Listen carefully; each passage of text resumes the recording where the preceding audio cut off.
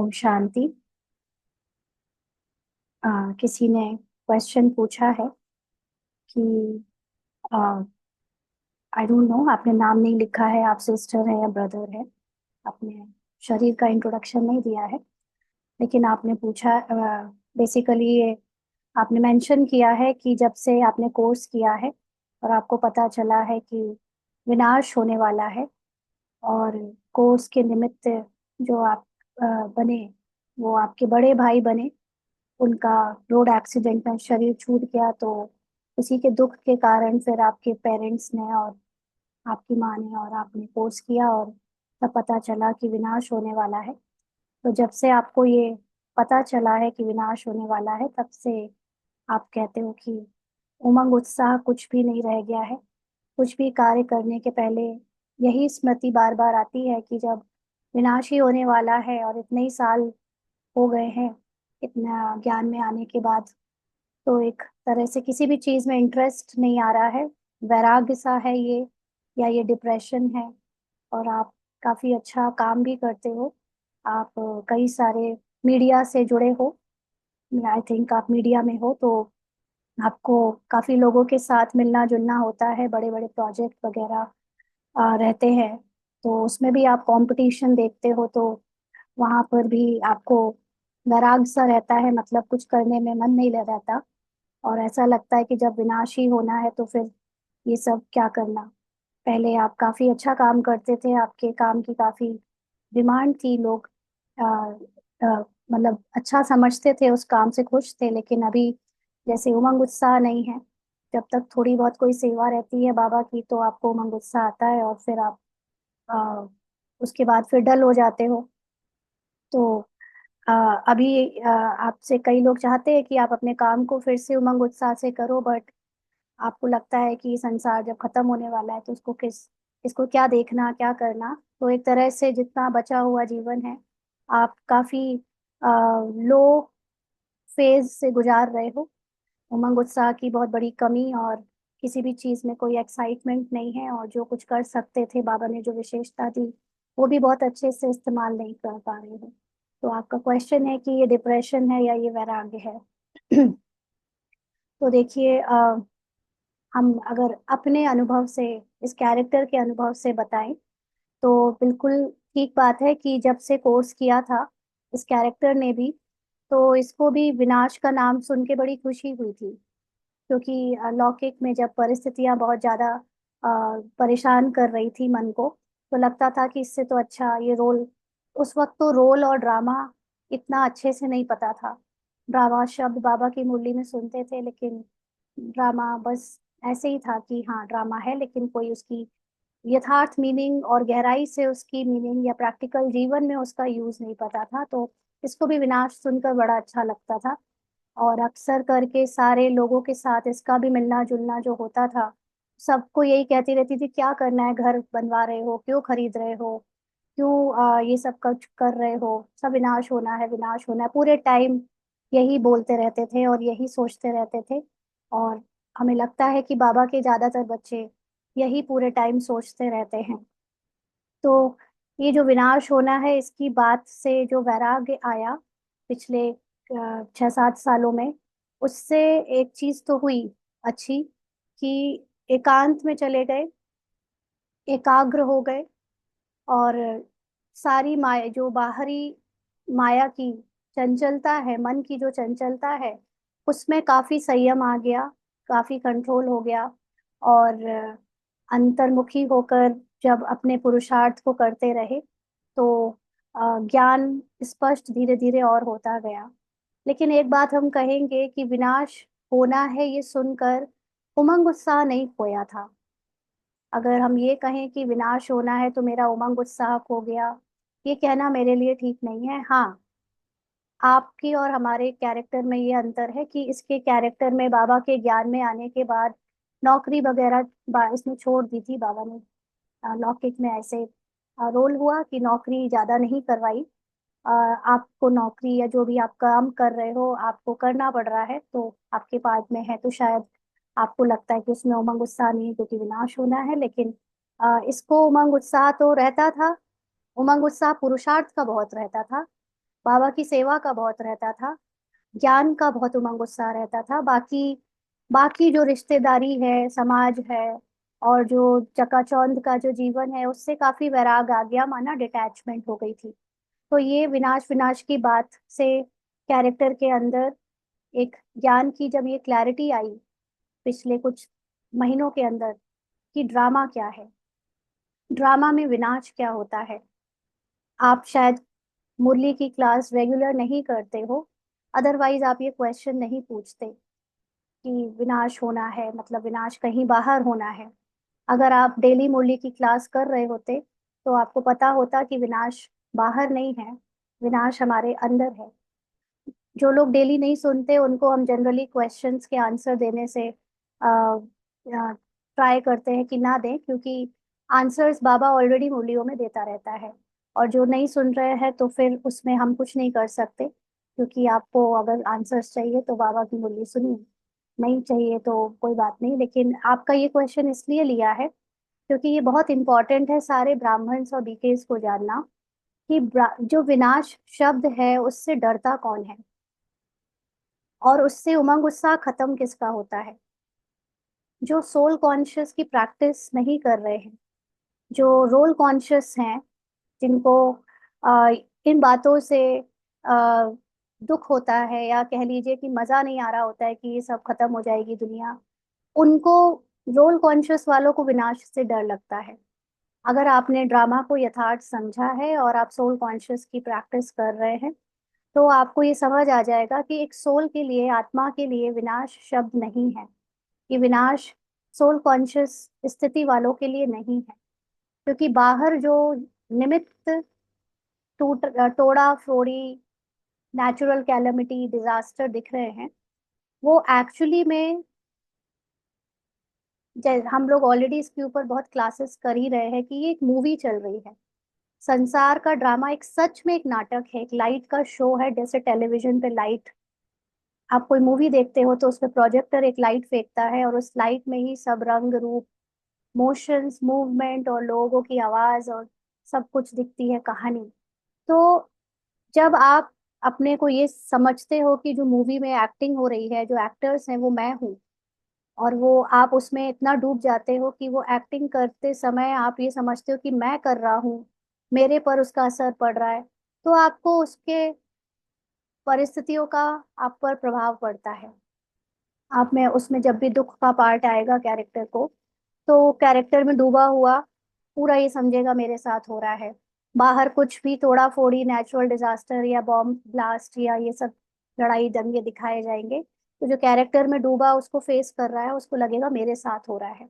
लेकिन जिसने साक्षी दृष्टा होने का अभ्यास कर लिया है या कर रहा है, जो स्क्रीन से, जो कैरेक्टर से अपनी पहचान को निकाल चुका है और अपने को सामने बैठाकर ऑडियंस की सीट पर दृष्टा होकर वो टेलीविजन की मूवी को देख रहा है, माना संसार के खेल को देख रहा है, उसका कैरेक्टर बज भी रहा है लेकिन वो जानता है मैं ये कैरेक्टर नहीं हूँ।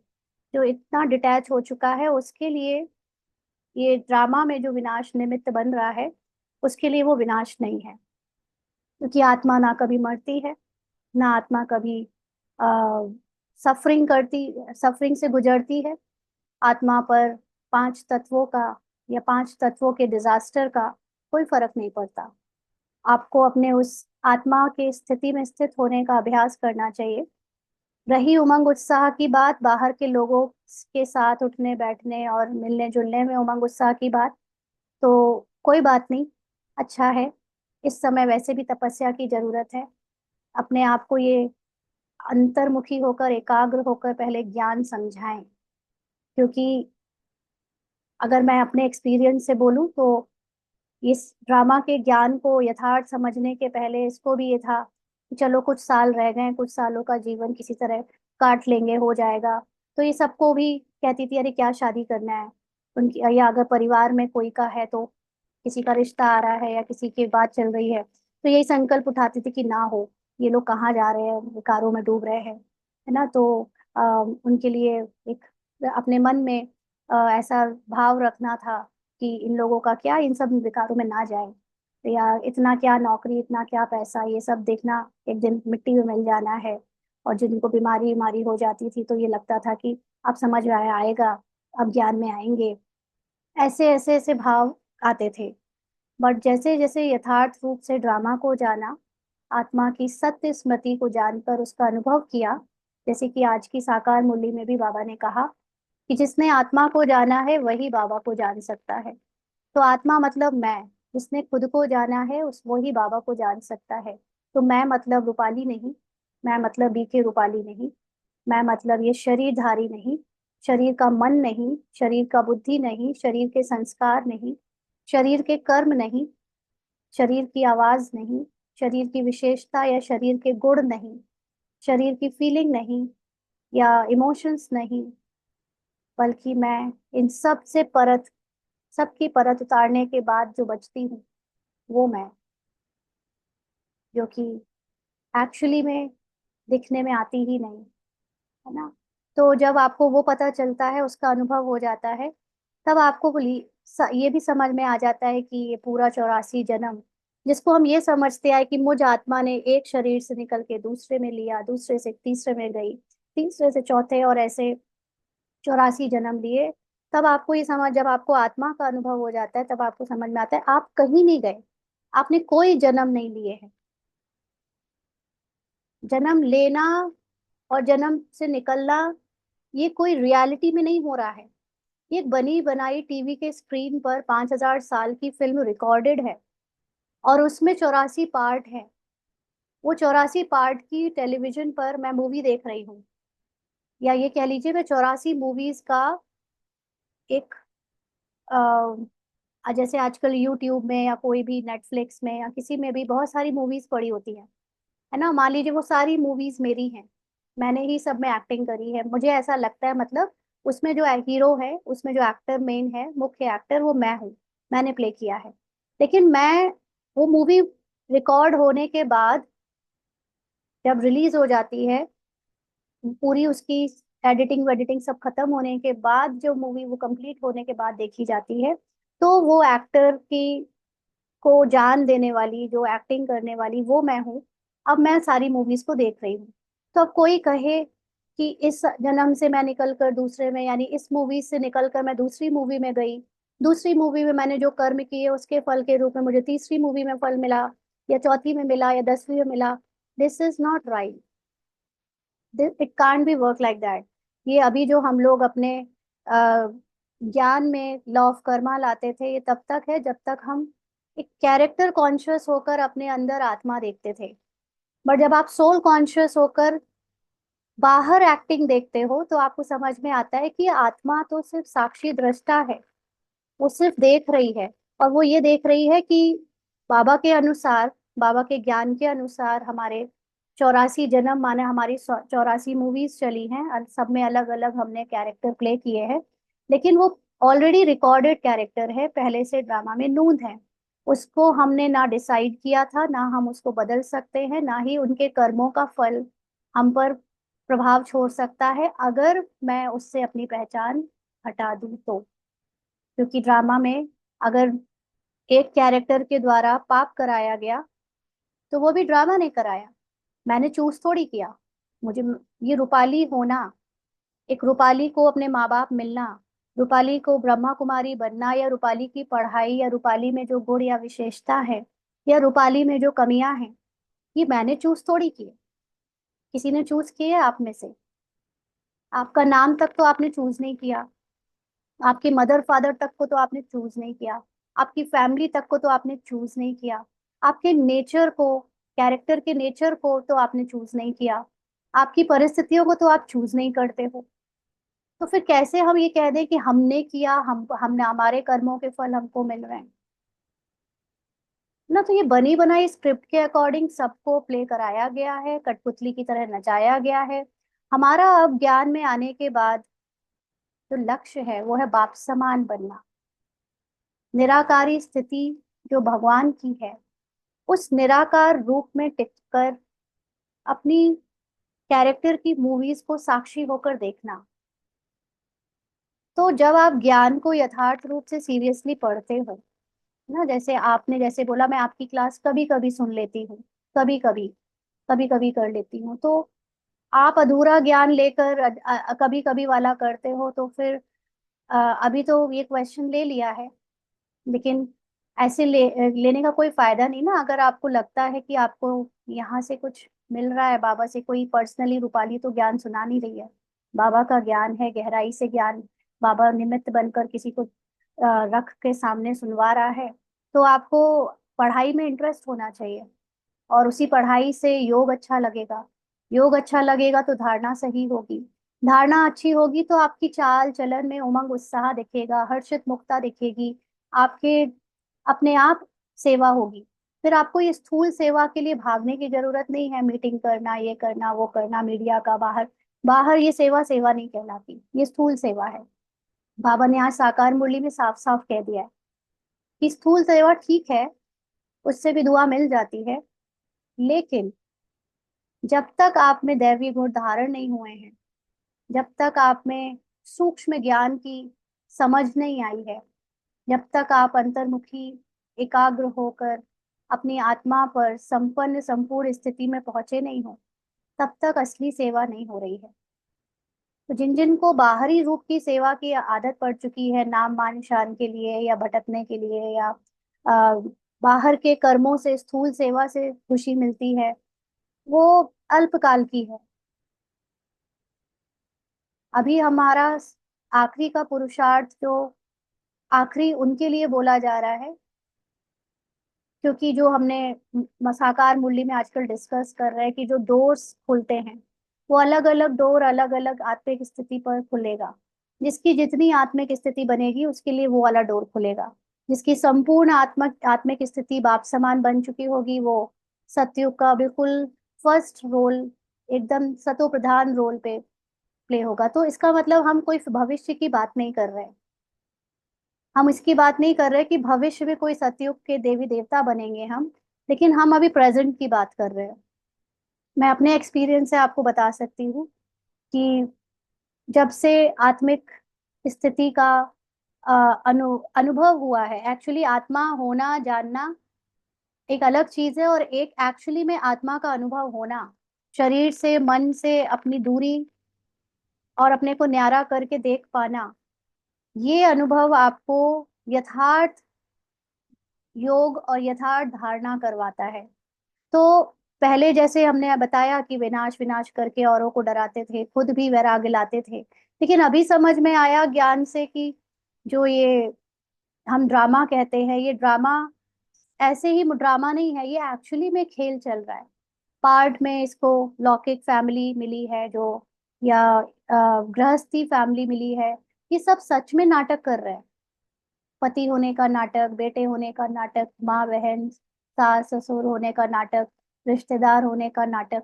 और लेकिन इन सब के पीछे वो जो एक मेरे ही समान संपूर्ण आत्मा है, जिसको बाबा कहते हैं वननेस, यूनिटी तक पहुंचना, एकता अखंडता होना, यही एक राज्य एक धर्म की स्थापना करेगा।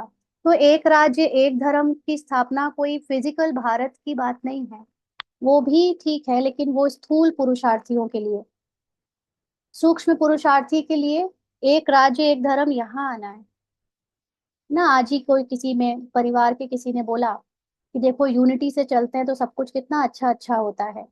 तो एक जिसकी स्थूल बुद्धि होगी तो वो समझेगा कि यूनिटी का मतलब कि घर के सभी लोग मिलजुल कर चले, आपस में एक दूसरे का सहयोग करें, तो सब कुछ अच्छा अच्छा होता है। हाँ, वो भी अच्छा होता है, ठीक है, लेकिन कई बार हम उस स्थूल यूनिटी के लिए, लोगों के साथ मिलजुल कर चलने के लिए अपनी फ्रीडम खो देते हैं, अपने आत्मसम्मान खो देते हैं, अपने अंदर एक कहीं ना कहीं बहुत जबरदस्ती का वो लेकर आते हैं।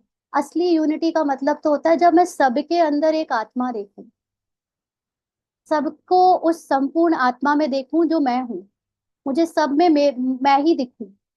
जब मुझे जो आत्मा मैं संपूर्ण जैसे हूँ वैसे ही जब मुझे सब दिखते हैं, तो उन सब की जो एक्टिंग है, उस एक्टिंग से आप प्रभावित होना जब बंद हो जाते हो, तब असली उमंग उत्साह आता है कि ये भी तो मैं ही हूँ।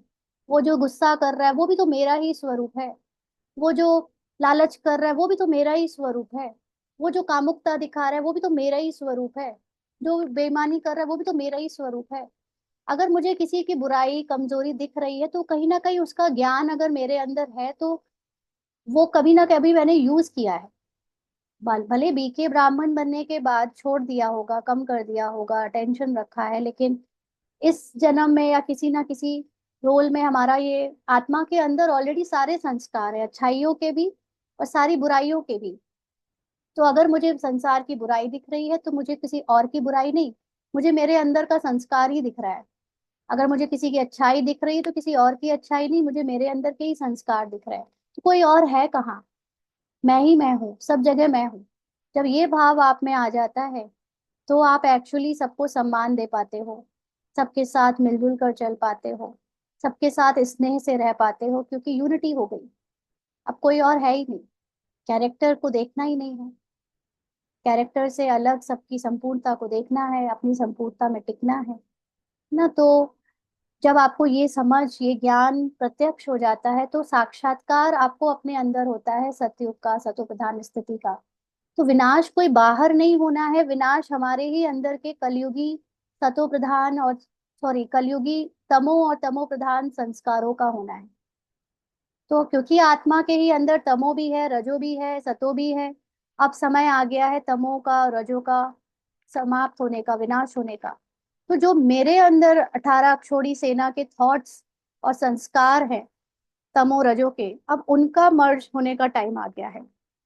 तो मैं अगर अपने जीवन के अभी प्रेजेंट हालात में, मतलब जो सीन अभी चल रहा है ड्रामा में, इसके कैरेक्टर में, उसकी बात करूं तो अभी कुछ समय पहले तक बाबा ने इसको अकेले में रखा, वैराग्य दिलवाया, सबसे अलग करवाया, एकांत में एकाग्रता के साथ अ, तपस्या भी कराई, स्थूल सेवाएं भी कराई, वाचा सेवा भी कराई, मनसा सेवा भी कराई, और सूक्ष्म स्थिति से मूल स्थिति का ज्ञान देकर मूल स्थिति पे भी बाबर लेकर आया। लेकिन फिलहाल अब ऐसा, अभी ड्रामा में ऐसे सीन बदला है कि अभी जो बातें पहले छोड़ दी थी, जो कैरेक्टर ने जिम्मेदारियां छोड़ दी थी, जो कैरेक्टर ने रोल छोड़ दिए थे, जिनसे वैराग आ गया था, लोगों के साथ मिलना जुलना छोड़ दिया था, रिश्तेदारों से और सबसे दूरी बना ली थी, सारे काम काज छोड़ दिए थे, अभी जब से बाबा ने इसको संपूर्णता का अनुभव करा दिया है, और जिस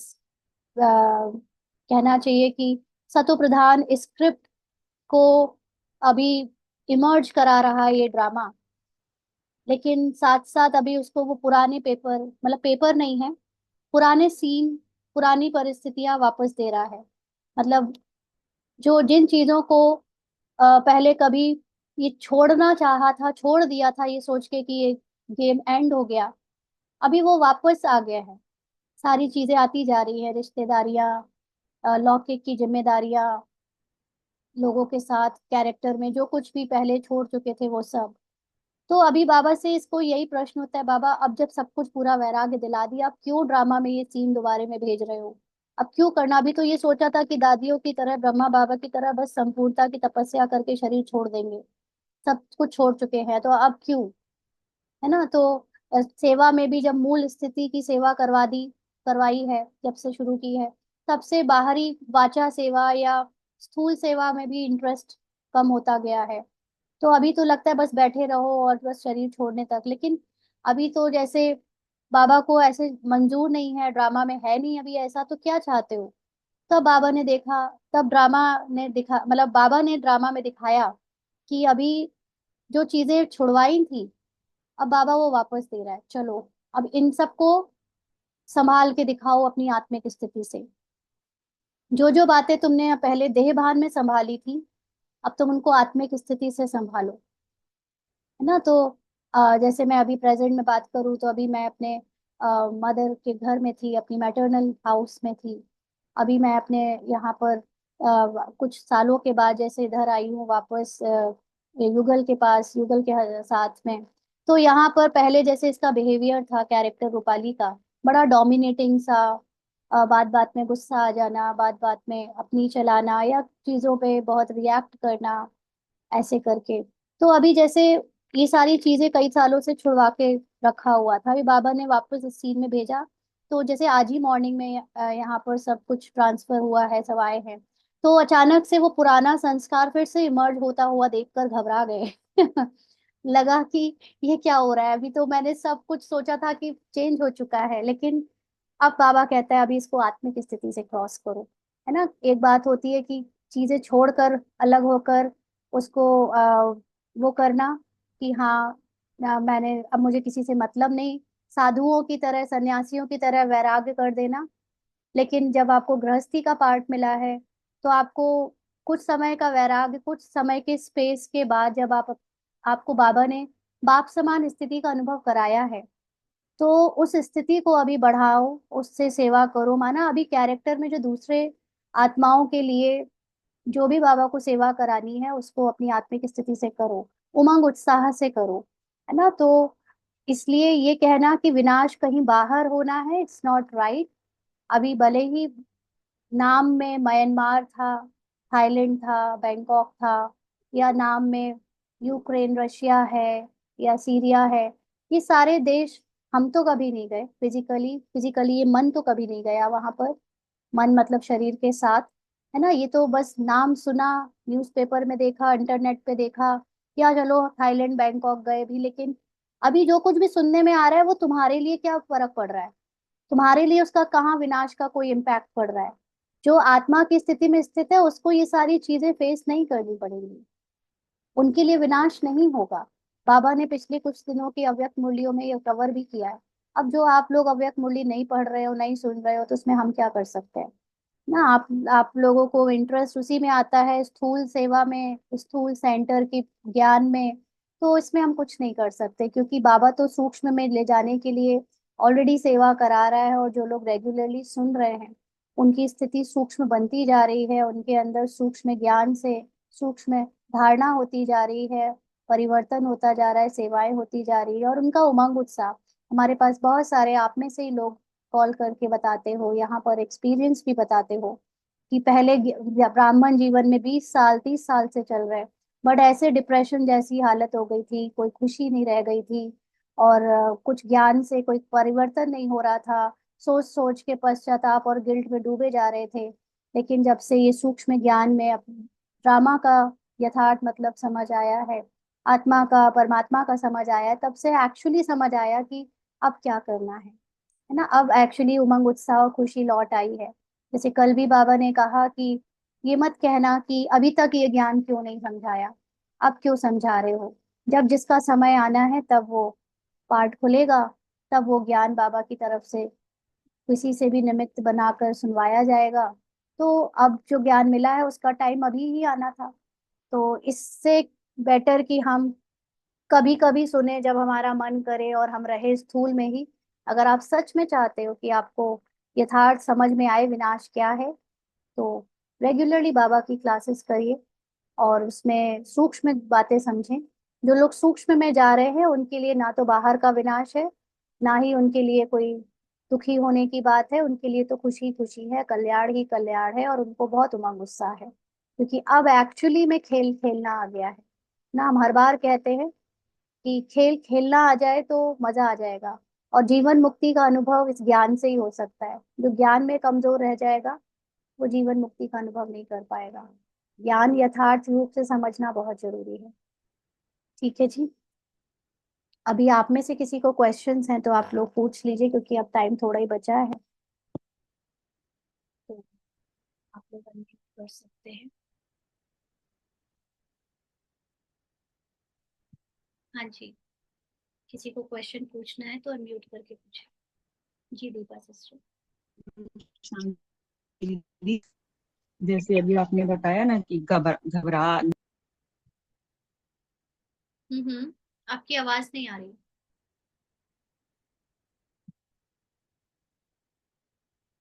दीपा सिस्टर, आपकी आवाज नहीं आ रही है। किसी और को आ रही है क्या? मुझे तो नहीं आ रही। दीदी आ रही है आवाज तो इनकी। आ रही है तो फिर मेरे तरफ से क्यों चली गई? आप दीपा सिस्टर फिर से बोलेंगे? ओम शांति। हाँ दीदी,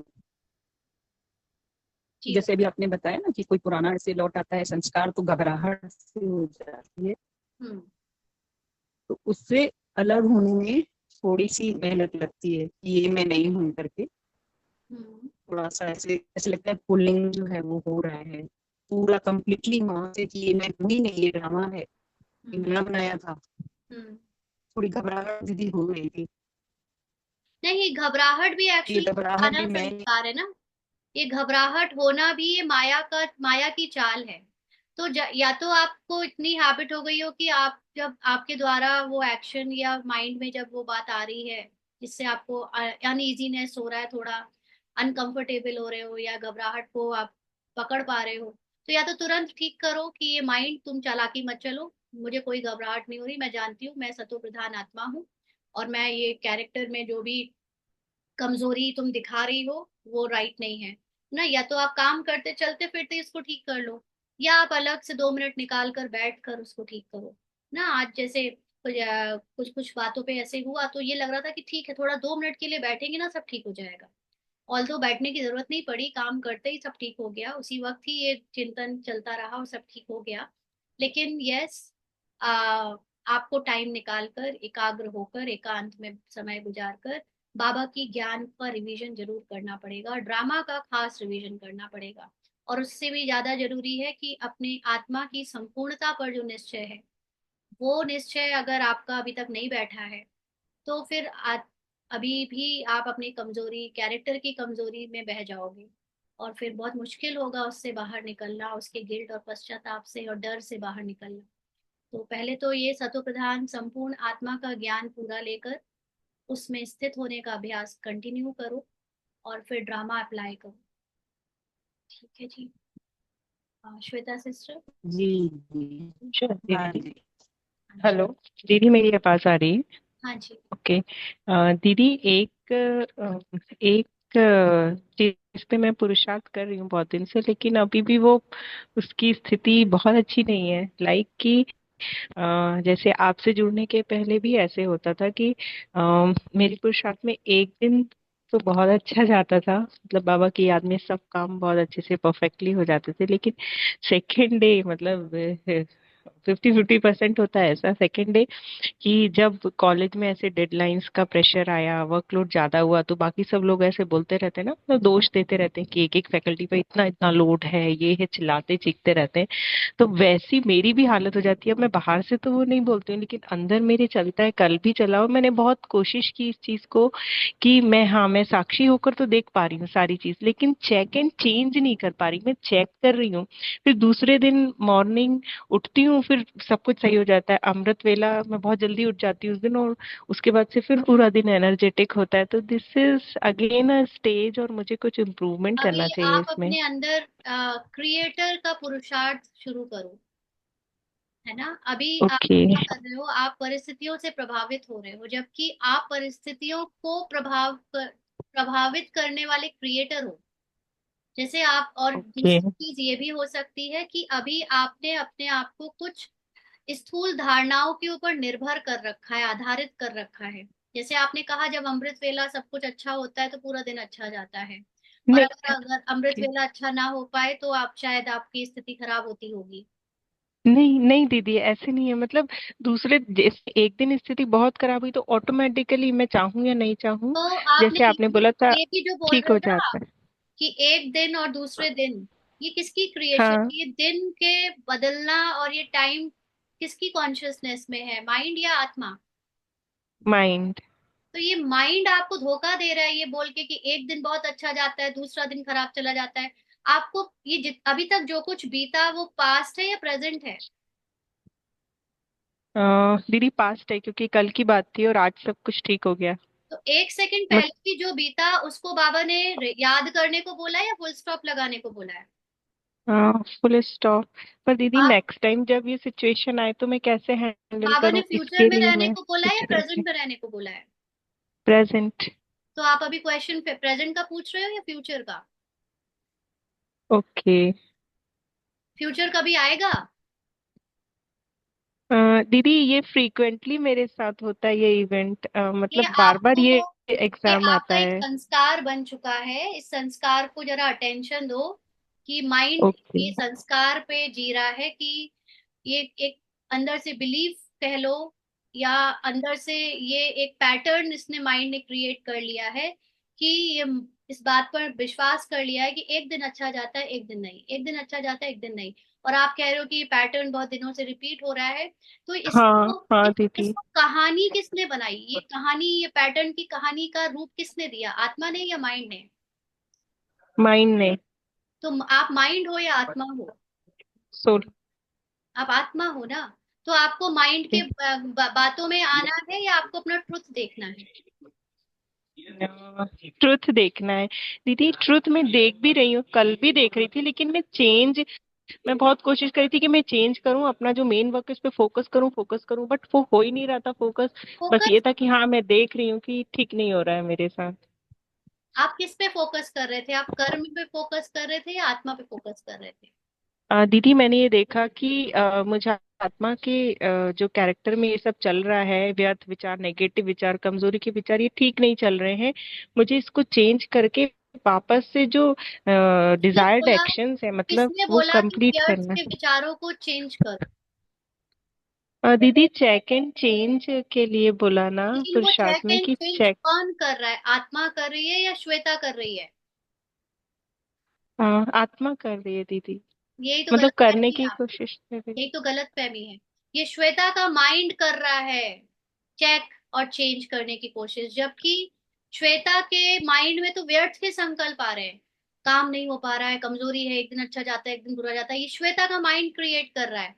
लेकिन अभी इसी श्वेता के माइंड को अपनी संपूर्णता को देखना है, क्योंकि माया जो है वो तो बस है कि चलो आपने वो काम किया या नहीं किया, कर पाए या नहीं कर पाए, ये तो एक घटना है, जस्ट एक घटना। लेकिन ओके। उसको प्रॉब्लम बताना, ये माया ओके। है ना। कल एक सेकंड पहले तक भी आपके पास्ट का जो कुछ भी घटनाएं घटी हैं, हुआ या नहीं हुआ, या आपको जो भी फील हुआ, वो तो बस हुआ और खत्म हो चुका है। अब उसको लेकर बैठे रहना और उसके बारे में चिंता करके उसको उसी के सॉल्यूशन के बारे में सोचते रहना, ना कि अपने सत्य सतो प्रधान स्थिति में टिकना, ये यथार्थ पुरुषार्थ है क्या? नहीं दीदी। दीदी इनफैक्ट आज तो सब कुछ परिस्थितियां भी वही थी, उससे भी वर्स थी, लेकिन स्थिति इतनी अच्छी थी कि सारी परिस्थितियों को खट खट खट खट खट खट खट खट पार करके एकदम लग रहा है कि बहुत सतो प्रधान और तो एनर्जेटिक स्टेज आप हो गई है देखो, अपने आप। कैरेक्टर कैरेक्टर ये स्थिति में हिल रहा है, हिल डुल रहा है, और जो कहना चाहिए जो अचल अडोल है, ये दोनों ही कौन है, कैरेक्टर है ना। अभी आप कैरेक्टर ओके। कह रहे हो कि श्वेता कैरेक्टर कल विचलित हो रही थी, आज अचल अडोल है। हम बात कर रहे हैं ओके। आत्मा के अचल अडोल की। Character okay. कभी अचल अडोल होता है, कभी नहीं होता है। दोनों ही ओके। केस में मैं नहीं कैरेक्टर हूं, मैं तो आत्मा हूं, और आत्मा सदा अचल अडोल है। ओके दीदी। ठीक है। ठीक है दीदी, मैं तो कुछ पुनः ज्ञान प्रयास के करूंगी। पॉइंट्स को याद रखो, फुल स्टॉप लगाओ, एक सेकंड पहले तक भी जो बीता उसको याद नहीं करो। और कोई माइंड को पैटर्न नहीं बनाने दो। जैसे मान लीजिए कि किसी के साथ कोई पर्टिकुलर व्यक्ति गलत व्यवहार करता आ रहा है, अब उसको दोबारा से वो कभी मिल गया, तो वो अगर वो माइंड ने पैटर्न बना लिया उसको जज करने का, और वो उसी जज करने के मारे अब अपने अंदर डर क्रिएट कर रहा है, तो ये समझना होगा ये माइंड अब आपके साथ माया खेल खेल रही है। बाबा ने कभी कहा कि किसी के पास्ट से किसी को जज करो? बाबा ने कहा हर एक से ऐसे मिलो जैसे फर्स्ट टाइम मिल रहे हो। हर एक क्षण ऐसे जियो जैसे फर्स्ट टाइम जी रहे हो। हर एक समय ऐसे ओके। रहो जैसे प्रेजेंट में अभी अभी मेरा जन्म हुआ ओके दीदी। है ना। और पुरानी बातों को जितना फुल स्टॉप लगाने की आदत पड़ जाएगी उतना तीव्र पुरुषार्थ होगा। ओके दीदी। ठीक है जी। और किसी को ओके। पूछना है? Okay, thank you. Thank you। और किसी को पूछना है तो प्लीज अनम्यूट कर ले।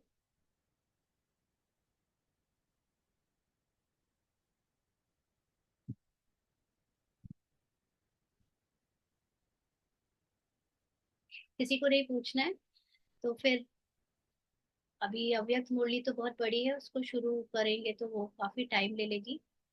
एक मिनट में चेक कर लेती हूँ, अगर कोई छोटी मुरली होती है तो हम उसको करेंगे।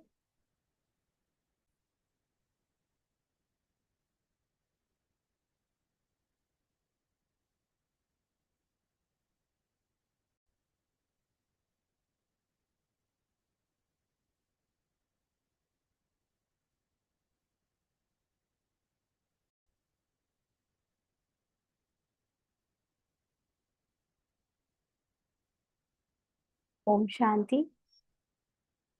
हम लोग 18 जनवरी 1975 का सेकंड पार्ट कर रहे हैं मुरली का, और मुरली का सार है अव्यक्त मुरली का। मधुबन रूपी परिवर्तन भूमि पर पवित्रता का वरदान देने वाले शिव बाबा सेवा केंद्रों से आए हुए वत्सों से बोले, मधुबन की क्या महिमा करते हो। कहते हो कि यह परिवर्तन भूमि है।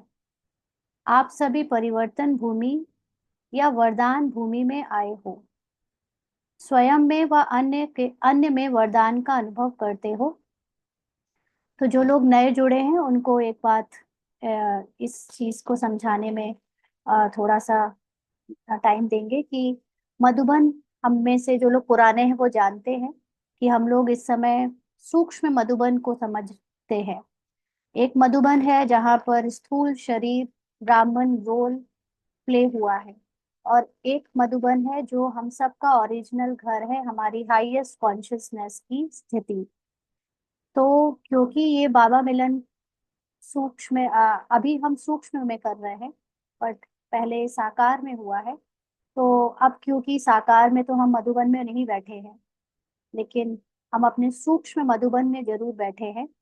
तो वो मधुबन जहाँ हम अपनी हाईएस्ट संपूर्णता की स्थिति में स्थित होकर ये मुरली सुन रहे हैं, तो अभी हम उस मधुबन की दृष्टि से ये मुरली सुनेंगे।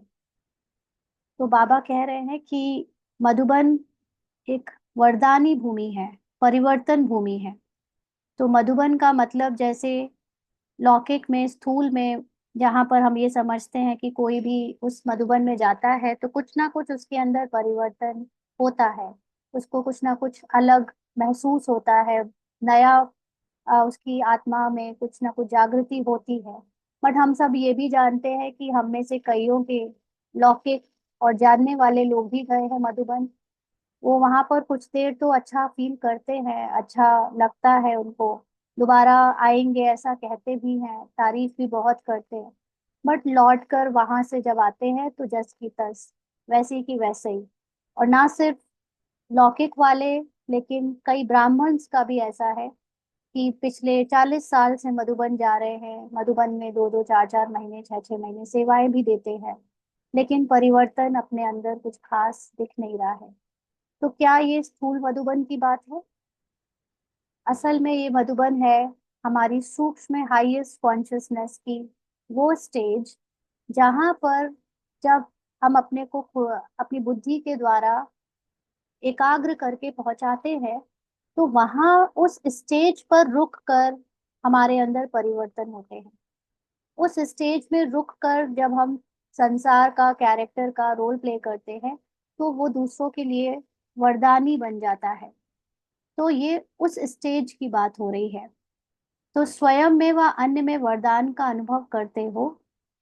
सबसे पहली बात तो ये चेक करो कि क्या आप अपने उस सूक्ष्म मधुबन में कभी अभी पहुंचे हो, उसमें रहते हो, अपनी हाईएस्ट संपूर्ण स्थिति का माइंड से, मन से वहां तक रुकते हो, ज्ञान से उसको इमर्ज करते हो। और अगर करते हो तो क्या दूसरों के लिए आप वरदान देने वाले हो, ऐसा अनुभव करते हो? क्योंकि आप अपनी हाईएस्ट कॉन्शियसनेस में जब होते हो तो दूसरों को भी उनकी संपूर्णता में देखते हो। और जब आप दूसरों को, दूसरे कैरेक्टर्स को या प्रकृति को भी आप उन संपूर्णता में देखते हो, तो ऑटोमेटिकली उनके पार्ट में उनकी कमजोरियां मर्ज होने लगती हैं, समाप्त होने लगती हैं। उनमें उनकी संपूर्णता की जागृति आने लगती है, जो कि वरदान का कार्य करती है उनके लिए। आप उनके कैरेक्टर को नहीं देखो, आप उनके सत्य को देखो, तो वो वरदान बन जाता है उनके लिए।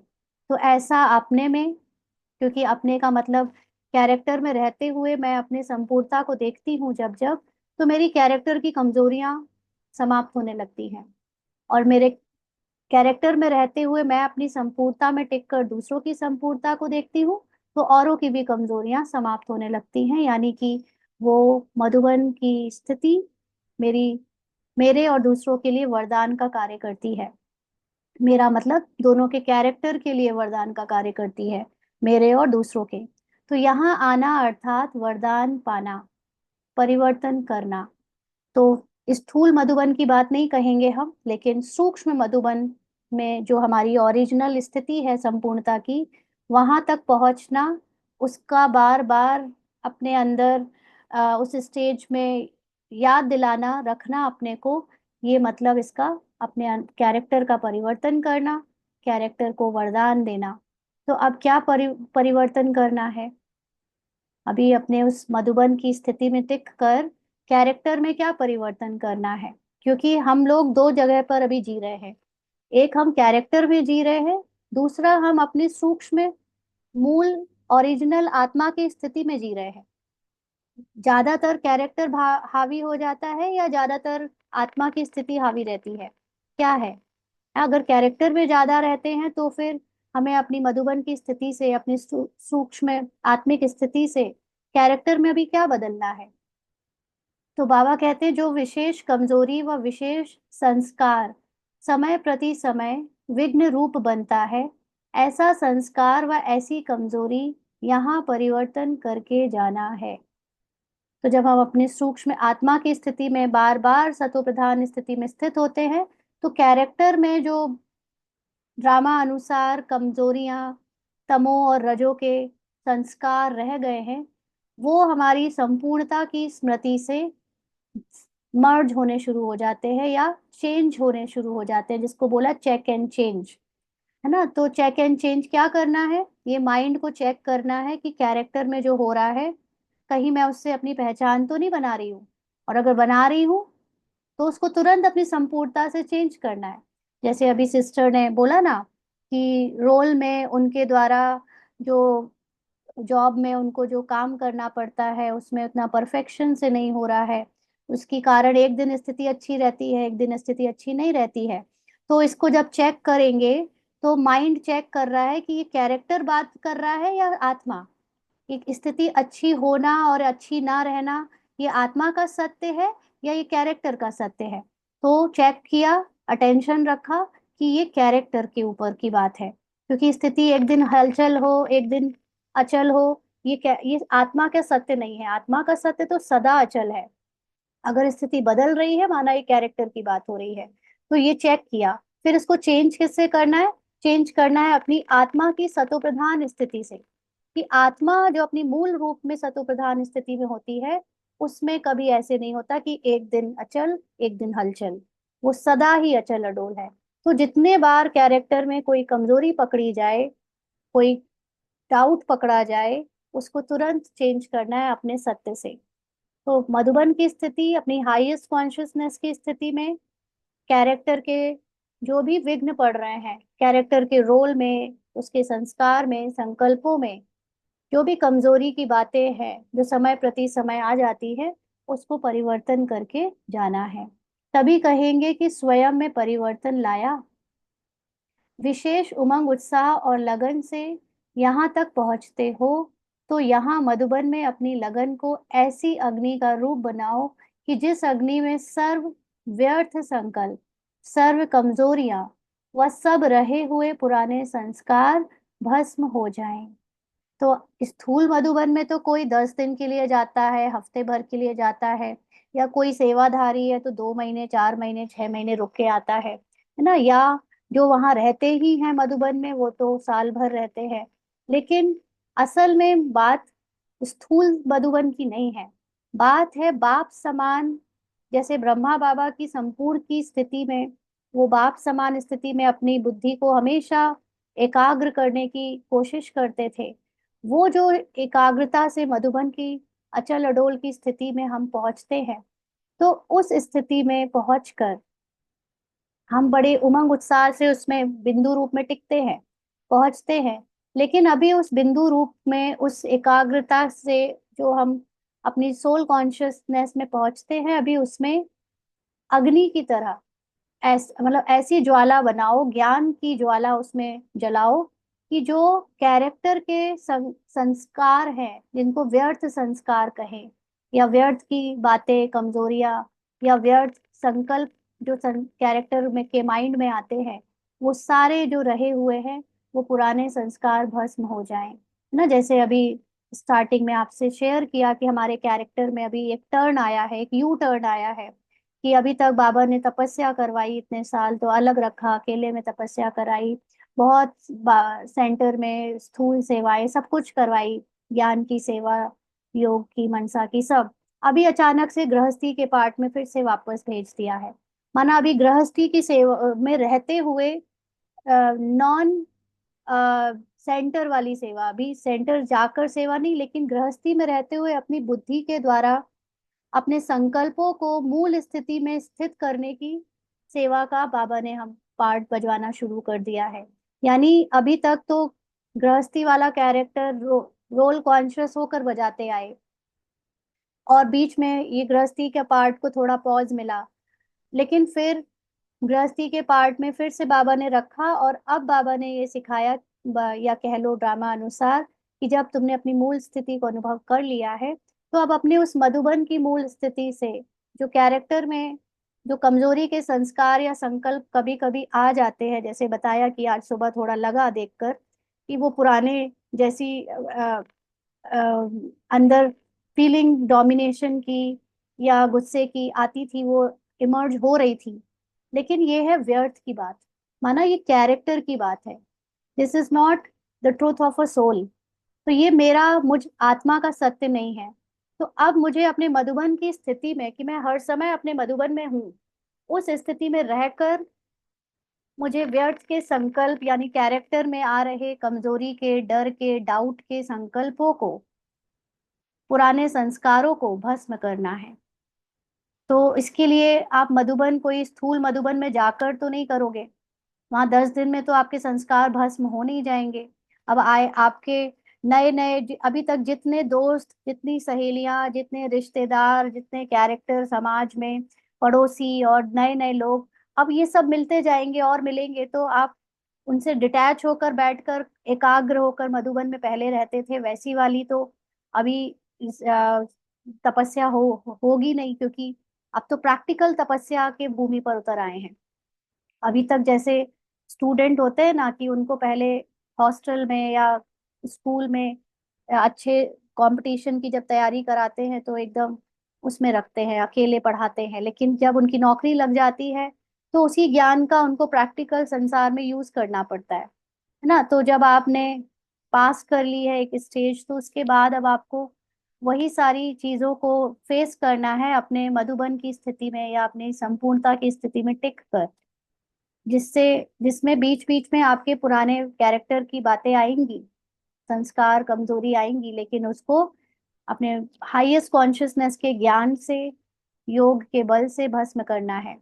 तो मधुबन को कहा जाता है अश्वमेघ रुद्र ज्ञान महायज्ञ। ये अंडरलाइन करना, अश्वमेघ। अश्वमेघ मतलब जैसे घोड़ा होता है, घोड़े का रथ होता है, अगर कई घोड़े एक साथ बांध दो तो कई बार घोड़े अलग अलग डायरेक्शन में भागते हैं। तो मन जैसे ही एक घोड़ा है, तो उस घोड़े को कंट्रोल करने के लिए रुद्र ज्ञान महायज्ञ। ये कौन सा यज्ञ है? ये ज्ञान का, रुद्र माना शिव बाबा का, ज्ञान का यज्ञ महायज्ञ है। महायज्ञ क्यों? क्योंकि ये आखिरी यज्ञ है। इस यज्ञ में ज्ञान की ज्वाला जलाई गई है, और ज्ञान की ज्वाला में बाबा ने जितनी नॉलेज आज तक हमको मुरलियों के द्वारा दी है, वो सारी बातों को अगर आप सूक्ष्म में समझ कर अपने अंदर याद रखो, रिवाइज करो, तो आपकी जो मूल स्थिति बनती है, वो स्थिति से कैरेक्टर पर आप विजय प्राप्त कर लेते हो। कैरेक्टर में सारी कमजोरियों के, देह भान के, पुराने संस्कार और संकल्पों की आहुति पड़ जाती है, माना वो समाप्त हो जाते हैं या मर्ज हो जाते हैं। तो बाबा कहते हैं यज्ञ में क्या किया जाता है? स्वाहा किया जाता है। आप बच्चे भी अमृत वेले उठ रोज यज्ञ रचते हो, लगन की अग्नि का, जिस लगन रूपी अग्नि में अपनी कमजोरी स्वाहा करते हो। लेकिन यह महायज्ञ है। मधुबन में आना माना महायज्ञ में आना। अंडरलाइन करना, स्थूल मधुबन की बात नहीं है, क्योंकि हम लोग स्थूल मधुबन कई बार जा चुके हैं, ऐसी कोई बड़ी आहुति नहीं पड़ी, ना परिवर्तन हुआ, आप भी जानते होंगे। हम यहाँ पर सूक्ष्म मधुबन की बात कर रहे हैं। बाबा ने 19 सॉरी हाँ 1974 में 2 मुरलियां चलाई थी, जिसमें मधुबन के ऊपर मुरली चली थी कि असली मधुबन क्या होता है। मधुबन का मतलब जहाँ पर मधुरता हो, मधुरता का मतलब जहाँ आत्मा की सत्यता की मधुरस हो, और वन मतलब जहाँ वाणी से परे की अवस्था। तो स्थूल मधुबन में तो आप अभी जाओगे तो भीड़ ही भीड़ है, शोर ही शोर, मत शोर नहीं लेकिन भीड़ बहुत है ना। तो वो वाणी से परे की जगह नहीं है, लेकिन असली वाणी से परे की जगह है आपके अंदर अपनी संपूर्णता की स्थिति, अपनी परम धाम की स्थिति। तो उस वाणी से परे की अवस्था वाले मधुबन में जाना माना महायज्ञ में आना, जहां पर आपके पुराने संस्कारों की ज्ञान के द्वारा, ज्ञान की ज्वाला में आहुति पड़ती है। ज्ञान की ज्वाला मतलब बाबा का ज्ञान यूज करो कैरेक्टर से निकलने में, बेहद का वैराग्य लाओ कैरेक्टर के प्रति, तो वो मर्ज हो जाएगा। तो मधुबन को क्यों महायज्ञ कहा है? क्योंकि यहाँ अनेक आत्माओं की लगन की अग्नि का समूह है। तो बाबा के समय पर जब तपस्या चलती थी, साकार में जब बाबा थे तो एक अलग था, या दादियों के समय भी वहां पे माहौल एक अलग था, क्योंकि वहां कई आत्माओं ने अपनी अ, आत्मा की लगन की अग्नि जलाई है। तो इसका वहां पर एक इम्पैक्ट है कि वहां के वायुमंडल में बहुत पॉजिटिविटी है। लेकिन जो लोग स्थूल मधुबन नहीं जा सकते या नहीं पहुंच पा रहे या हर समय तो वहां नहीं रह सकते, तो हम अपने पूरे दिन में 24 घंटे में जितनी बार उस परम धाम की वाणी से परे की स्थिति में स्थित होते हैं, तो उस स्थिति में वो अग्नि की तरह काम करता है पुराने संस्कार, पुराने देहभान को मिटाने में। तो इसका लाभ उठाना चाहिए ना। जैसे कई बार स्वतः प्रतिज्ञा करते हो, संकल्प लेते हो, वैसे ही मधुबन में आप भी ऐसी प्रतिज्ञा करते हो, संकल्प लेते हो। पूछ रहे हैं बाबा, क्या समझते हो? क्या ऐसी आहुति डालते हो? माना अपनी मधुबन की स्थिति से, अपनी वाणी से परे की स्थिति जिसमें आत्मा अपनी संपूर्णता में टिक कर कैरेक्टर को साक्षी होकर देखती है, अगर आप उस स्थिति से कोई भी प्रतिज्ञा करते हो या संकल्प लेते हो, तो ऐसा हो नहीं सकता कि वो परिवर्तन हो ना, वो प्रतिज्ञा पूरी हो ना। लेकिन हम कैरेक्टर कॉन्शियस होकर जब प्रतिज्ञा करते हैं, और कैरेक्टर कॉन्शियस या माइंड कैरेक्टर कॉन्शियस है और तब संकल्प करते हैं, तो बार बार हमें संकल्प बदलना पड़ता है, फिर करते हैं, फिर बदलना पड़ता है। लेकिन मधुबन की स्थिति से की गई प्रतिज्ञा या संकल्प पूरा होकर रहता है, यानी अपनी वाणी से परे की अवस्था में टिक कर किए गए संकल्प पूरे होते हैं। तो क्या समझते हो? क्या ऐसी आहुति डालते हो जो आगे के लिए समाप्त हो जाए? महायज्ञ में महा आहुति डालनी चाहिए, साधारण आहुति नहीं। तो ये महा आहुति का मतलब है बाबा का ज्ञान, जो महानता की तरफ हमको ले जाता है। हमारी सतो प्रधान स्थिति में हम हैं ही महान। ये ज्ञान अगर हम याद रखें, तो हम ये कैरेक्टर के साधारण बातों में नहीं आएंगे। अनेक आत्माओं के लगन की अग्नि की सामूहिक आहुति डाली है। अब हमारे सामने इतने सारे कैरेक्टर हैं, वो कैरेक्टर का प्ले करने वाली आत्माएं या उनका माइंड है, उन सब के अंदर अलग अलग तरह के संस्कार हैं, कैरेक्टर में अलग अलग रोल हैं और उनकी संकल्प आते हैं। तो जो भी आता है सब कुछ इकट्ठा उठाकर अपनी संपूर्णता की स्थिति में, उसके ज्ञान के स्थिति में सबकी आहुति डाल दी है सामूहिक रूप से, कि अब मैं जिसको भी देखूंगी, जहां भी जाऊंगी, जिससे भी मिलूंगी, सबको उनके सत्य आत्मा के रूप में देखूंगी, ना कि एक्टर में या कैरेक्टर में देखूंगी।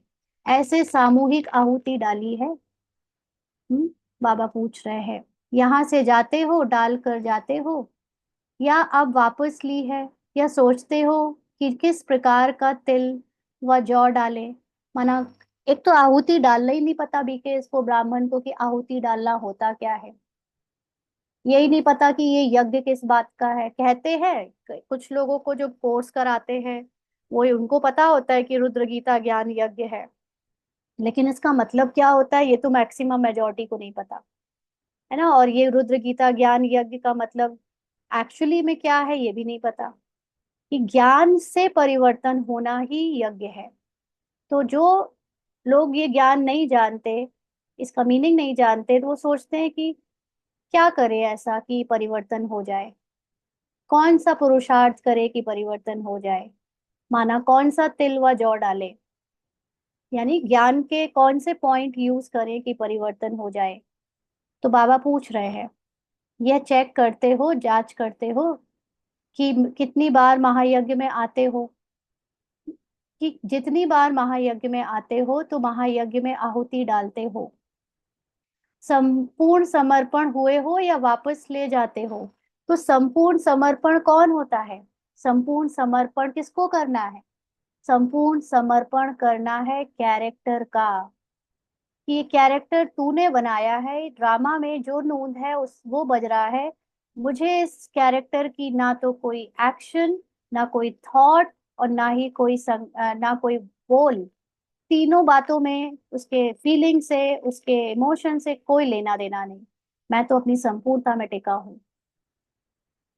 ऐसा विश्वास करके समर्पण करते हो, संपूर्ण समर्पण, या वापस ले जाते हो कि हाय मेरे, हाय आज मैंने इसको ये बोल दिया, जैसे अभी सिस्टर बोल रही थी ना, एक दिन स्थिति अच्छी रहती है, एक दिन स्थिति अच्छी नहीं रहती है, इसको कहेंगे संपूर्ण समर्पण कैरेक्टर का? नो। संपूर्ण समर्पण का मतलब है स्थिति चाहे अच्छी रहे चाहे बुरी रहे, ये मैं हूं ही नहीं, ये दोनों में, ये दोनों ही बाबा का कैरेक्टर, ड्रामा ने कैरेक्टर बनाया है कि कैरेक्टर को चाहे अच्छा लगे चाहे बुरा लगे, ऊपर रहे चाहे नीचे रहे, दोनों ही मैं नहीं हूं। मैं आत्मा सदा अचल अडोल हूँ, मैं तो वो हूँ जो साक्षी हूँ इन सब से। तो पूरा समर्पण किया है कैरेक्टर को या वापस ले लेते हो? हम्म। तो बाबा कहते हैं भाई, ये छाया बहन आपकी तरफ से कौन कर रहा है ये?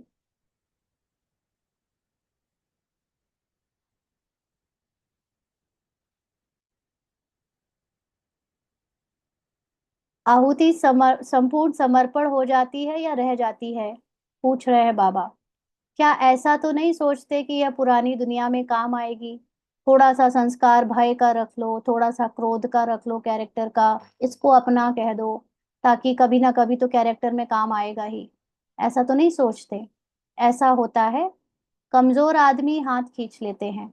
जिनको अपनी संपूर्णता पर निश्चय नहीं है, जिसको ड्रामा पर निश्चय नहीं है, जिसको कैरेक्टर की न्यारेपन पर निश्चय नहीं है, वो कमजोर होते हैं और वो लोग हाथ खींच लेते हैं। हम नहीं ऐसा सोच पाएंगे, हम तो भाई यही हैं, हम तो यही रूपाली हैं, हम तो नहीं मानते कि हम रूपाली नहीं हैं ना। अगर ये कमजोर होगी तो ये कहेगी हम तो रूपाली ही हैं, और क्या है, और क्या हो सकते हैं, है ना। तो वो नहीं मान पाएंगे कि रूपाली के शब्द, रूपाली के थॉट्स, रूपाली के बोल रूपाली के नहीं है, माना आत्मा के नहीं है, मुझ मेरे नहीं है। तो अगर आहुति डालने वाले कमजोर हो तो सेक यानी ताव होने के कारण आधी आहुति बाहर और आधी अंदर रह जाती है। यहाँ भी सोचते हैं कि क्या करें, कि करें या ना करें, है ना, क्योंकि कैरेक्टर को अच्छे से समझा नहीं, ड्रामा को अच्छे से समझा नहीं, आत्मा का अनुभव किया नहीं, इसलिए सोचते हैं कि हाय मेरी घर गृहस्थी टूट ना जाए, मेरे रिश्ते टूट ना जाए, मेरी नौकरी छूट ना जाए, मेरा धन खत्म ना हो जाए। ये सब हम ज्ञान में पूरा करें, समर्पण करें, पूरा समय लगाए नहीं लगाए, क्या करें क्या नहीं करें। जैसे फिजिकल यज्ञ जब करते हैं तो जिन लोगों को आग की गर्माहट से डर लगता है वो लोग अपना हाथ खींच लेते हैं, तो आधी जो तिल जौ होता है आधा अंदर चला जाता है, आधा बाहर गिर जाता है। तो ऐसे ही बाबा के घर में भी जिनको संपूर्ण ज्ञान नहीं है, जिनको आत्मा का अनुभव नहीं है, वो भी अपने कैरेक्टर को पूरी तरह समर्पण नहीं कर पाते।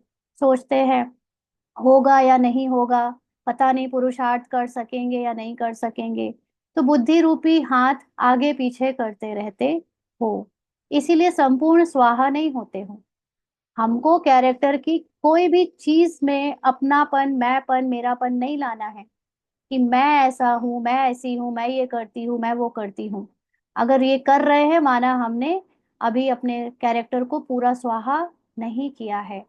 कैरेक्टर को पूरा स्वाहा करना ही बेहद का वैराग कहलाता है, वही संपूर्ण आहुति कहलाती है ना। तो जब पूरा स्वाहा नहीं करते तो कुछ ना कुछ अटैचमेंट रह जाती है, जिसको बाबा ने लिखा कि किनारा रह जाता है और बिखर जाता है। रोल से, कैरेक्टर से अटैचमेंट रह जाती है, तो कैरेक्टर की कमी कमजोरी से डिस्टर्ब हो जाते हैं, हलचल में आ जाते हैं। तो जब संपूर्ण स्वाहा नहीं तो संपूर्ण सफल नहीं होता। सोचते ज्यादा हो करते कम हो तो फल भी कम मिलेगा।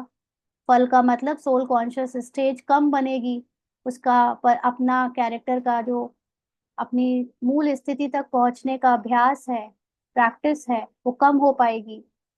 पहले हिम्मत कम है, संकल्प पावरफुल नहीं है, तो कर्म में बल भी नहीं होगा और इसलिए फल भी कम ही होगा।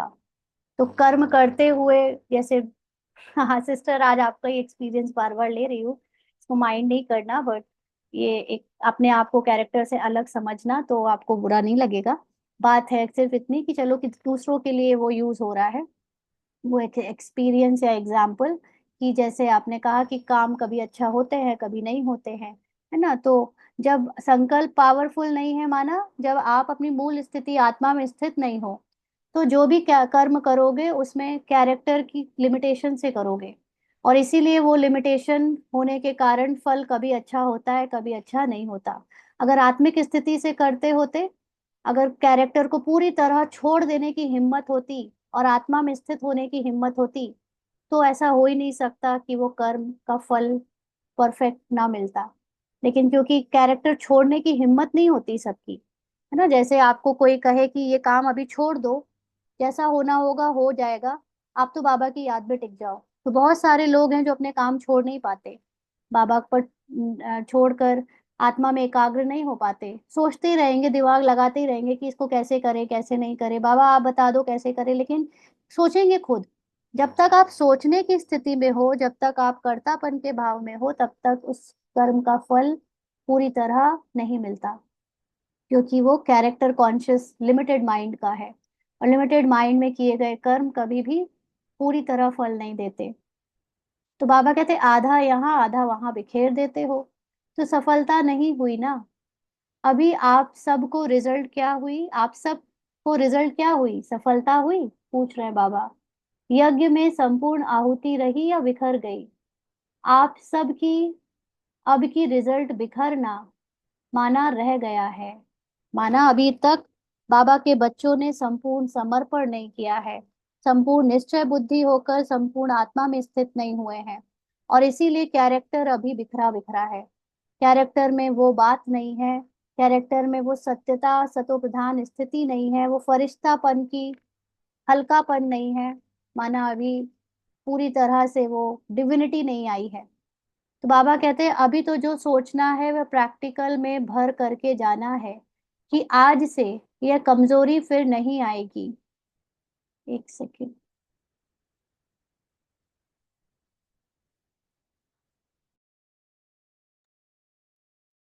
तो बाबा कहते हैं कि आ, अभी तक आपने अगर पूरी तरह से अपनी आत्मा को अपनी मूल स्थिति में निश्चय के साथ नहीं बैठाया है, तो जो भी कैरेक्टर की कमजोरियां हैं वो सब आपको बीच बीच में प्रभावित करेंगी, है ना। पूरी आहुति नहीं डाली है, कैरेक्टर को संपूर्ण ड्रामा पर छोड़ा नहीं है, तो संपूर्ण समर्पण करने का साहस है या कम है, ये बहुत बड़ी बात है। समर्पण करना सच में कोई मासी का घर नहीं है। आप बिल्कुल मेरापन मैंपन मिटा दो घर गृहस्थी की बातों से, आपका जो भी रोल में जो कुछ भी हो, बाबा आप जानो मैं ये हुई नहीं, मैं तो अपनी संपूर्णता को बार बार याद करूं, और कैरेक्टर में कोई अच्छा हो बुरा हो जैसा हो, मैं हुई नहीं, ये मेरा मन नहीं है, ये मेरी बुद्धि नहीं है, ये मेरे संस्कार नहीं है, ये मेरी फीलिंग्स नहीं है, ये मेरे इमोशंस नहीं है, इतना निश्चय हो जाए, तब जाकर वो कैरेक्टर की कमजोरियां विनाश होती हैं, खत्म होती हैं।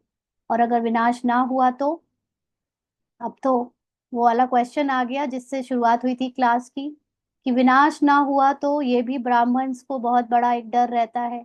हमने सब छोड़ दिया, हमने इस जीवन में कोई इंटरेस्ट नहीं रखा, हमने कोई इंटरटेन नहीं किया, कोई इंटरटेनमेंट नहीं किया, सब वैराग्य सब छोड़ दिया, ना घर बनाया, ना नौकरी ढंग से की, ना शादी करी, ना लोगों के साथ मिले जुले, ना हंसे ना बोले, ना खुश रहे, विनाश विनाश विनाश विनाश करते रहे। और अगर विनाश ना हुआ तो स्वर्ग ना आया, फिर पहुंचेंगे या नहीं, फिर लोग क्या कहेंगे, ऐसे होशियार नहीं बनना, बाबा कह रहे हैं। सबकी यही हालत है। देखो आज बाबा ने मुरली में ही आपका आंसर दे दिया।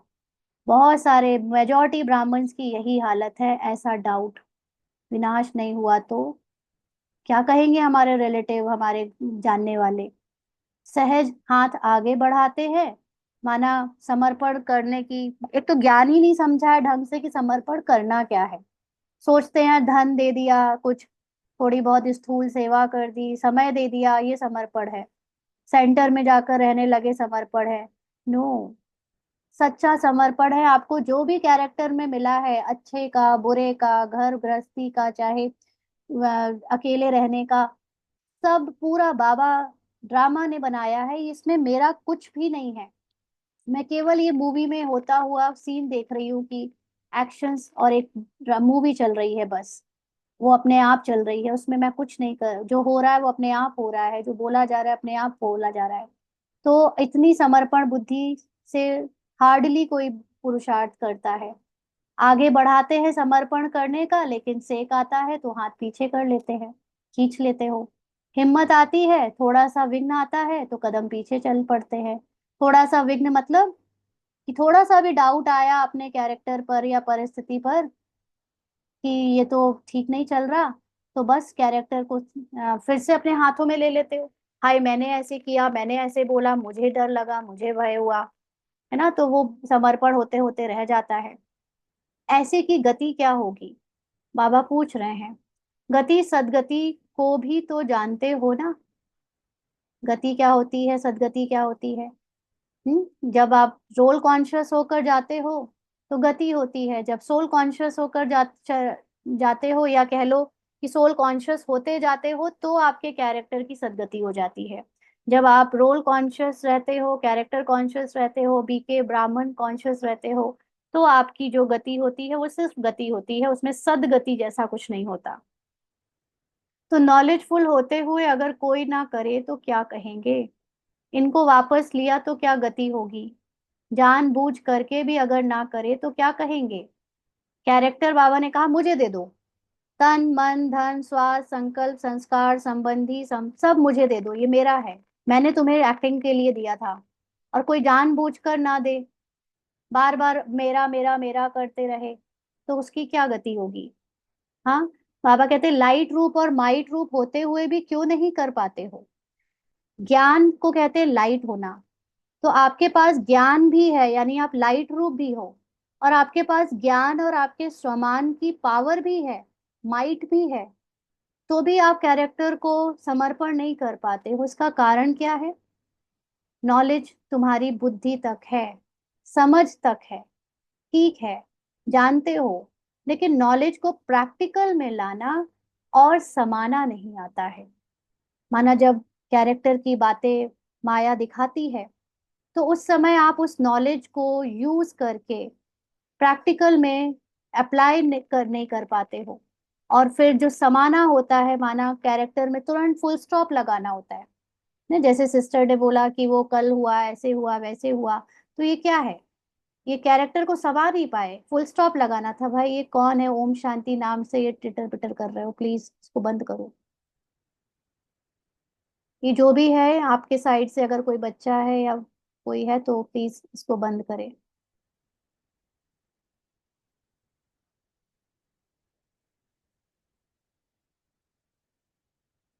है ना, तो बाबा कहते हैं कि समाना नहीं आता है, भूल जाना नहीं आता है कैरेक्टर की बातों को। जो कुछ हुआ उसको भूल जाओ, ये प्रैक्टिकल में नॉलेज को अप्लाई करो।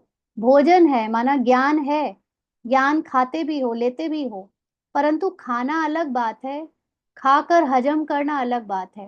माना ज्ञान लेना, ज्ञान सुनना सुनाना अलग बात है, बट उस ज्ञान को समा कर, धारण करके उसको प्रैक्टिकली अप्लाई करना, ये है असली बात। समाते नहीं हो, माना अपने लिए यूज नहीं कर पाते हो ज्ञान को, दूसरे को बड़ा सुना देते हो रट कर, हजम नहीं होता है ना। जिसको हजम नहीं होता है वो क्या करता है, दूसरों को दे देता है। ज्ञान सुना, दूसरों को सुनाकर खुद भूल गए, तो उसकी शक्ति जो खुद को मिलनी चाहिए, रस जो खुद को मिलना चाहिए, वो खुद को नहीं मिलता। जीभ तक खा लिया, माना टेस्ट लिया, दूसरों को सुनाया, तो रस नहीं बनेगा, शक्ति नहीं मिलती। जब भी ज्ञान आप दूसरों को सुनाकर खत्म कर देते हो तो आपके अंदर वो पावर्स नहीं आती। इसीलिए जब कभी आप लोग कभी कोई क्वेश्चन पूछते हो ना कि हम दूसरों को ये बात कैसे समझाएं, तो हम आपको आंसर नहीं दे सकते, क्योंकि ये ज्ञान दूसरों को समझाने के लिए नहीं है। ये ज्ञान आपको भी, जो बाबा सेवा में समझा रहा है, एक्चुअली आपको नहीं समझा रहा है, ये खुद खुद को समझा रही है। या बाबा इसको, ये ज्ञान मुरलियों में जो समझा रहा है, ये रूपाली का माइंड सुन रहा है ताकि वो अपनी संपूर्णता को पहुंच जा सके। आज भी बाबा ने कहा ना कि मास्टर ब्रह्मा, ब्रह्मा सुनता है, ब्रह्मा को ये ज्ञान बाबा देता है, सुनते तुम सब हो। तो ऐसे ही जब आप ज्ञान अपने को मास्टर ब्रह्मा बनाकर सुनाते हो, तभी परिवर्तन हो सकता है। और आप सोचो कि हम ऑडियंस के लिए ये ज्ञान ले लें, उनको सुनाने के लिए ये ज्ञान ले लें, तो आपके लिए उसकी शक्ति और उसका रस आपको नहीं मिलेगा। इसलिए अपने लिए सुनो। तो समाने के बाद ही शक्ति का स्वरूप बनता है।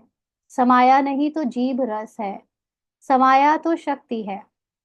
सुनने का रस आया, समझ में आया, समझा, किंतु समाया नहीं, प्रैक्टिकल में नहीं लाया। जितना धारणा में आता है, संस्कार बन जाता है, तभी प्रैक्टिकल सफलता का स्वरूप दिखाई पड़ता है। नॉलेजफुल का अर्थ क्या है? हम्म, बाबा पूछ रहे हैं, नॉलेजफुल का अर्थ क्या है? नॉलेजफुल का अर्थ है हर एक कर्मेंद्रियों में नॉलेज समा जाए। यानी कि कैरेक्टर की एक एक, मन, बुद्धि, संस्कार, सूक्ष्म स्थूल, दोनों कर्मेंद्रियों में नॉलेज ऐसे खून की तरह फ्लो हो कि क्या करना है और क्या नहीं।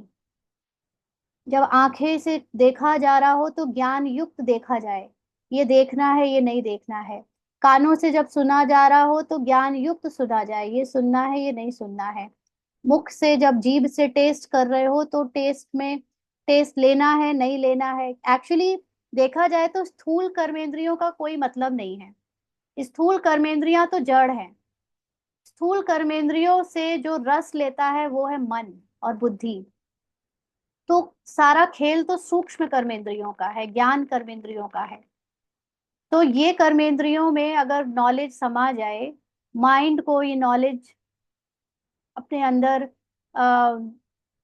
परखने की शक्ति से वो इसको धारण कर ले, तो फिर वो ये ज्ञान को शक्तिशाली बनाकर अपने अंदर यूज कर पाता है। तो क्या करना है क्या नहीं, तो धोखा खाने की बात रहेगी, आंखें और वृत्ति धोखा नहीं खाएंगी। जब आत्मा में नॉलेज आ जाती है तो सर्व इंद्रियों में नॉलेज समा जाती है। जैसे भोजन से शक्ति भर जाती है तो शक्ति के आधार से काम होता है। अभी नॉलेज को समाना है ना। अभी बहुत दूसरों को सुनना, सुनाना, भाषण करना, और अपने उसके लिए स्थूल सेवा या वाचा सेवा या किसी और की सेवा करके, या सोचा कि मनसा सेवा करके हम कुछ कर ले, उस सब से परे जाकर अभी अपने लिए सेवा करनी है। अभी इस नॉलेज को अपने लिए प्रैक्टिकल में यूज करना है। हर एक कर्मेंद्रियों को नॉलेजफुल बनाओ। हर वर्ष आते हो, कहते हो कि अभी करूंगा, वायदा करके जाते हो, अभी कब पूरा होगा? जब स्थूल मधुबन में किए हुए वादे पूरे होंगे तब तो सूक्ष्म मधुबन की अनुभव होंगे। तो सूक्ष्म मधुबन जिसको अनुभव हो गया है वो जरूर अपने वायदे निभा रहा है ना। तो बाबा कहते क्या कारण है? जो तुम सोचते हो और जो तुम कर्म करते हो उसको, उसमें अंतर क्यों? कारण क्या? क्योंकि ड्रामा का नॉलेज यूज नहीं करते हो। करने वाला, सोचने वाला, करता मैं नहीं हूं, ये भूल जाते हो। और इसीलिए सोचते हो कि अच्छे अच्छे कर्म होने चाहिए, बट ड्रामा अनुसार बुरे कर्म लिखे हैं। तो जब वो हो जाते हैं तो हम पश्चाताप में चले जाते हैं कि सोचा तो कुछ और था, हो कुछ और गया। लेकिन एक्चुअली ज्ञान कहता है कि सोचने वाले तुम थे ही नहीं, करने वाले तुम थे ही नहीं, वो तो ड्रामा अनुसार होना था। तुम तो अपने को करता सोचता से परे ले जाओ। तो बाबा कहते हैं सोचते हो फुल करने की बात और होती है आधी। इतना अंतर पड़ने का कारण क्या है? प्लान भी खूब रचते हो, उमंग भी खूब लाते हो, और समझ कर वायदा करते हो, सब बातें आएंगी ही। रोल में माया बार बार आपकी कमजोरी की बातें लाएगी, लेकिन प्रैक्टिकल और समझ में अंतर आ जाता है। इसका कारण क्या है? बाबा ने ये नॉलेज भी दे दी है माया किस किस रूप में आएगी, लास्ट तक विघ्न आएगा, आप अपने को कर्मों से, संकल्पों से कभी भी पहचान नहीं बनाना, आप अपने को सत्य में टिकाना। ये सारी नॉलेज होते हुए भी हम प्रैक्टिकली उसको अप्लाई नहीं करते। इसका कारण क्या है? संस्कारों की आहुति करके जाते हो, फिर सब कहाँ से आया? स्वाहा करके जाते हो, फिर क्यों आता है? पूछ रहे बाबा। देह अभिमान, अलबेलापन वापस क्यों लौट आता है? कारण क्या है? कारण है कि संकल्प करके जाते हो स्वाहा करने का, लेकिन संकल्प के साथ साथ जैसे बीज बोते हो, बाद में संभाल करते हो, परंतु इसमें जो संभाल चाहिए वह संभाल नहीं रखते हो। माना जो अटेंशन चाहिए, पुरुषार्थ में जो कैरेक्टर के ऊपर फुल अटेंशन चाहिए, वो अटेंशन नहीं रखते हो। सोचते तो अच्छा अच्छा हो, बट कैरेक्टर से पहचान बना लेते हो, ये अटेंशन नहीं रखते हो कि मुझे कैरेक्टर से दूर रहना है, न्यारा रहना है। तो समय प्रमाण उनकी आवश्यकता रखनी चाहिए। आप बीज डालकर अलबेले हो जाते हो, माना बस एक बार सोचा और फिर अटेंशन रखना बंद कर दिया। सोचते हो कि बाबा को दिया, अब बाबा जाने, यह बाबा का काम है, आप उसकी पालना नहीं करते हो। तो वाचा और मनसा पर अटेंशन चाहिए। जैसे बीज बोकर पानी डालते हो कि बीज पक्का हो जाए, बीज को रोज रोज पानी देना होता है। माना जो चीज सोची है उसको बार बार रिवाइज करना होता है। वैसे ही संकल्प रूपी बीज को रिवाइज करना है। उसमें कमी रह जाती है और आप निश्चिंत हो जाते हो। क्या हो जाते हो? आराम पसंद हो जाते हो। आराम पसंद के संस्कार नहीं, मगर चिंतन का संकल्प होना चाहिए। माना चिंतन में चलना चाहिए कि मेरे कैरेक्टर के अंदर जो बातें आ रही हैं वो कहीं मैं उससे पहचान बनाकर उससे प्रभावित ना हो जाऊं। उससे चिंतन चलते रहना चाहिए कि अपनी संपूर्णता को याद करूं। एक एक संस्कार की चिंता लगनी चाहिए। इसके कैरेक्टर की एक एक संस्कार पर, ऐसे नहीं कि आने दो, अरे मैं हुई नहीं तो आने दो। आ रहा है, अटेंशन रखो और फिर उसको फुल स्टॉप लगाकर चेंज करो, अपनी संपूर्णता से रिप्लेस करो। ऐसे भी नहीं कि अरे आने दो, मैं हुई नहीं तो मतलब सोचना भी नहीं उसके बारे में। तब तो वो आप वैसे ही बने रहोगे, आते ही रहेगा संस्कार आपका वैसा। तो पुरुषार्थ की एक भी कमी का दाग बहुत बड़ा देखने में आता है। फिर हमेशा ख्याल आता है कि छोटा सा दाग मेरी वैल्यू कम कर देगा। छोटे सा दाग का मतलब अपने ऊपर थोड़ा सा भी निश्चय में कमी आई, थोड़ा सा भी आपने अटेंशन और चेक एंड चेंज में कमी रह गई, तो वो थोड़ी सी भी असंपूर्णता की स्मृति मेरी होलनेस की वैल्यू, मेरी एब्सोल्यूट ट्रुथ की वैल्यू को कम कर देगा। तो चिंतन चिंता के रूप में होना चाहिए, वह नहीं तो अलबेलापन है। कहते हो करते नहीं हो। जो पीछे की युक्ति है उसे प्रैक्टिकल में लाओ। आराम पसंदी देवता स्टेज का संस्कार है, वह ज्यादा खींचता है। तो जो दिखाते हैं कि आराम पसंदी विष्णु जी लेटे रहते हैं, बाबा कहते हैं वो ज्यादा खींचता है, कुछ करना ही नहीं है। हमें फिजिकली कोई स्थूल धारणाओं में मरने की जरूरत नहीं है, लेकिन सूक्ष्म में अपने संकल्पों पर अटेंशन, संस्कारों पर अटेंशन रखने की बहुत ज्यादा जरूरत है। तो संगम युग के ब्राह्मण के संस्कार जो त्याग मुहूर्त के हैं, वह कम इमर्ज होते हैं। कौन सा त्याग? कैरेक्टर का त्याग, ड्रामा का त्याग, ये बहुत कम इमर्ज होते हैं। बाबा कह रहा है त्याग बिना भाग्य नहीं बनता। जब तक आपने कैरेक्टर और ड्रामा को त्यागा नहीं है, आपकी संपूर्णता का भाग्य नहीं बन पाएगा। अच्छा कर लेंगे देखा जाएगा, यह आराम पसंदी के संस्कार है। जरूर करूंगा, ये ब्राह्मण पद के संस्कार है। लौकिक पढ़ाई में जिसको चिंता रहती है वह पास होता है, उसकी नींद फिट जाती है।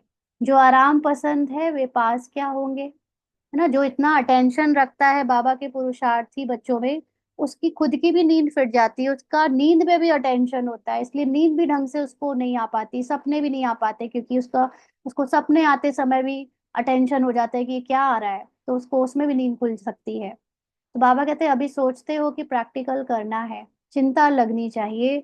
शुभ चिंतन, संपूर्ण बनने की चिंता, कमजोरी को दूर करने की चिंता और प्रत्यक्ष फल देने की चिंता। इस मुरली के विशेष ज्ञान बिंदु हैं। मधुबन है अविनाशी रुद्र ज्ञान महायज्ञ।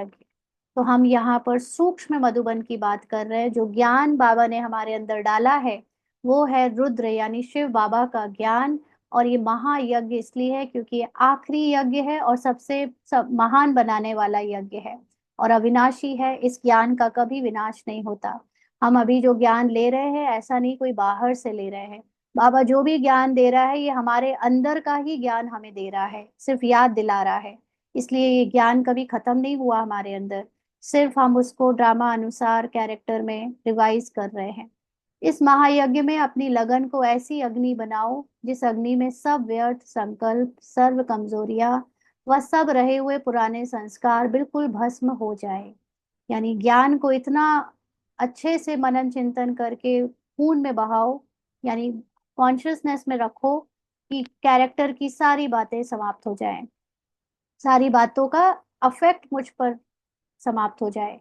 बुद्धि में नॉलेज तो है लेकिन नॉलेजफुल नहीं बने हो। नॉलेज है थोड़ी थोड़ी पार्ट एंड पार्सल में, लेकिन कंप्लीट नॉलेज, बाबा समान नॉलेज, जो बाबा की संपूर्णता की जैसी नॉलेज और ड्रामा की कंप्लीट नॉलेज, वो नहीं है। नॉलेजफुल का अर्थ है कि हर एक कर्मेंद्रियों में नॉलेज समा जाए। तो जैसे भोजन खाने से साथ ही समाने अर्थात हजम करने से शरीर में शक्ति आती है, वैसे ही तुम्हारी आत्मा शक्तिशाली बनती है। जितना ज्ञान धारणा में आता है, माना जितना आप उसको अपने अंदर समा पाते हो, पचा पाते हो, वह संस्कार बन जाता है और तभी प्रैक्टिकल सफलता का स्वरूप दिखाई पड़ता है। तो प्रैक्टिकल सफलता का मतलब है सोल कॉन्शियस स्थिति जो प्रैक्टिकली हमारी बनती है, कैरेक्टर से न्यारी होने वाली, वो स्वरूप में दिखने लगती है। अच्छा, ओम शांति।